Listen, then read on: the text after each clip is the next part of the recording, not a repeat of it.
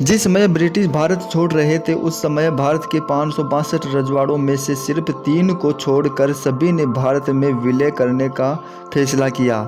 ये 3 रजवाड़े थे कश्मीर, जूनागढ़ और हैदराबाद। और अंग्रेज़ों के दिनों में ही हैदराबाद की अपनी रेल सेवा, डाक तार विभाग और अपनी ही सेना हुआ करती थी। ये वो दौर था जब हैदराबाद समरकंद से यानी आए हुए अफसर जाहिरी के वंशजों के कब्जे में था, यानी जिसे हम निजाम कहते हैं। उस समय आबादी और कुल राष्ट्रीय उत्पाद की दृष्टि से हैदराबाद भारत का सबसे बड़ा और सबसे अमीर राजघराना हुआ करता था। यानी उसका क्षेत्रफल 82,698 वर्ग मील था, जो कि इंग्लैंड और स्कॉटलैंड के कुल क्षेत्र से भी अधिक था। यानी हैदराबाद की आबादी का 80% हिंदू लोग थे, जबकि अल्पसंख्यक होते हुए भी मुस्लिम प्रशासन और सेना में ऊंचे महत्वपूर्ण पदों पर बने हुए थे। उस पर भी यानी आलम ये हो चुका था कि इसी समय हैदराबाद में AMI नाम की एक पार्टी बनी। उसका मुखिया था कासिम यानी रजवी, जिसके नेतृत्व में यानी रजाकार हैदराबाद की आज़ादी के समर्थन में जनसभाएं यानी कर रहे थे और इस इलाके में गुजरने वाली ट्रेनों को रोक कर न सिर्फ यात्रियों पर हमले कर रहे थे, बल्कि हैदराबाद से सटे हुए भारतीय इलाकों में रहने वाले लोगों को भी परेशान कर रहे थे। निजाम हैदराबाद के भारत में विलय के किस कदर खिलाफ था, इसका अंदाज़ा यानी इस बात से लगाया जा सकता है कि उसने जिन्ना को संदेश भेजकर ये जानने की कोशिश की क्या वो भारत के खिलाफ लड़ाई में हैदराबाद का समर्थन करेगा या नहीं। और तो और निजाम ने पाकिस्तान को यानी 20 करोड़ रुपए भी दे डाले, जिसके बाद जिन्ना ने हैदराबाद के निजाम को जवाब देते हुए ये कहा कि वो मुट्ठी भर रजाकारों के लिए पाकिस्तान के अस्तित्व को खतरे में नहीं डालेंगे। उधर नेहरू माउंटबेटन के उस सलाह को गंभीरता से लेने के पक्ष में थे कि इस पूरे मसले का हल शांतिपूर्ण तरीके से किए जाना चाहिए, जबकि सरदार वल्लभ भाई पटेल नेहरू के इस सोच से सहमत नहीं थे। उनका मानना था कि यानी उस समय का हैदराबाद भारत के पेट में कैंसर सम्मान था, यानी जिसे किसी भी रूप में बर्दाश्त नहीं किया जा सकता।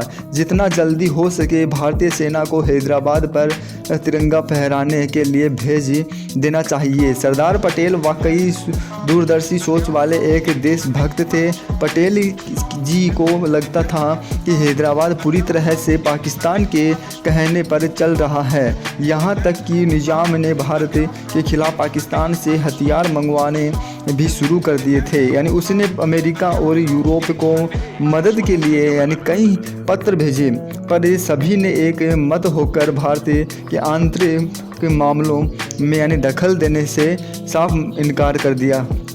इतना ही नहीं, हैदराबाद के निजाम माउंटबेटन से सीधे संपर्क में था। निजाम की सेना के सेनापति अल एड्रस ने अपनी किताब में लिखा कि निजाम ने मुझे हथियार खरीदने के लिए मुझे यूरोप भेजा, पर किसी भी यूरोपीय देश ने हमें हथियार नहीं दिए, क्योंकि इस समय तक यूरोप का कोई भी देश हैदराबाद को एक देश मानता ही नहीं था। मज़े की बात तो यह थी कि निजाम का यह सेनापति लंदन की एक होटल में माउंटबेटन से टकरा गया।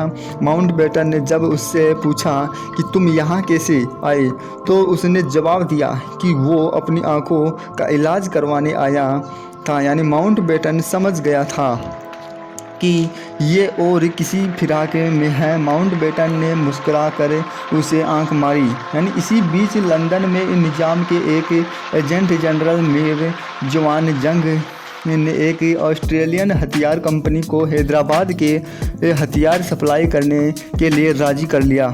यानी इधर भारत को यानी जब पता चला तो भारत सरकार ने हैदराबाद की सभी उड़ानों पर प्रतिबंध लगा दिया। इसके बाद माउंटबेटन ने अंतिम पत्र निजाम को लिखा कि सब जैसा है वैसा ही रहेगा, निजाम ही हेड ऑफ स्टेट रहेंगे, पर धीरे धीरे जनता का शासन लागू किया जाएगा। हैदराबाद के सैनिक और रक्षा विदेशी मामले भारत सरकार देखेगी। भारत सरकार माउंटबेटन के फैसले से राजी हो गई, पर निजाम तैयार नहीं था। उसको पूर्ण स्वराज्य चाहिए था, तभी पटेल उसको पूर्ण स्वराज्य चाहिए था। यानी कि जी ने यानी एक बार फिर कहा कि पत्रों में जाया मत करो, यानी सैनिकों को आदेश दो।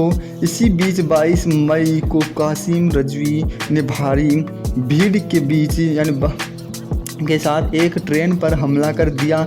इसी हमले में यानी हिंदुओं को मुख्य निशाना बनाया गया। इस हमले में भारत सरकार की यानी आलोचना होने लगी कि सरकार हैदराबाद के प्रति इतना नरम रूप क्यों अपना रही है। यानी अब सरदार पटेल की सहन शक्ति समाप्त हो चुकी थी।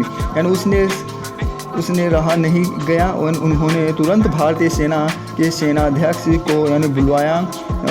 भारतीय सेना के पूर्व उप सेना अध्यक्ष एस.के. सिन्हा ने यानी अपनी आत्मकथा स्टेट फ्रॉम द हार्ट में समय काल के बारे में लिखा कि मैं इस समय कश्मीर में था, तभी मुझे संदेश मिला कि सरदार पटेल उसने यानी तुरंत मिलना चाहते हैं। मैं तुरंत दिल्ली के लिए रवाना हो गया यानी और सीधा पटेल साहब के घर गया। सरदार पटेल ने सिन्हा से सीधा सवाल पूछा कि अगर हैदराबाद के मसले पर पाकिस्तान की तरफ से कोई सैन्य प्रतिक्रिया आती है तो वो बिना किसी अतिरिक्त मदद के उन हालात से निपट पाएंगे। सेनाध्यक्ष सिन्हा ने पटेल साहब को एक शब्द में जवाब दिया, हाँ।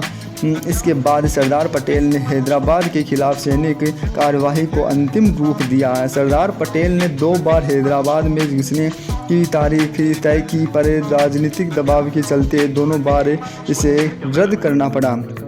निजाम हैदराबाद में भारत के गवर्नर जनरल राजगोपालाचारी से व्यक्तिगत अनुरोध किया कि सरदार पटेल को कैसे भी करके रोको, यानी उनसे कहो कि ऐसा ना करे।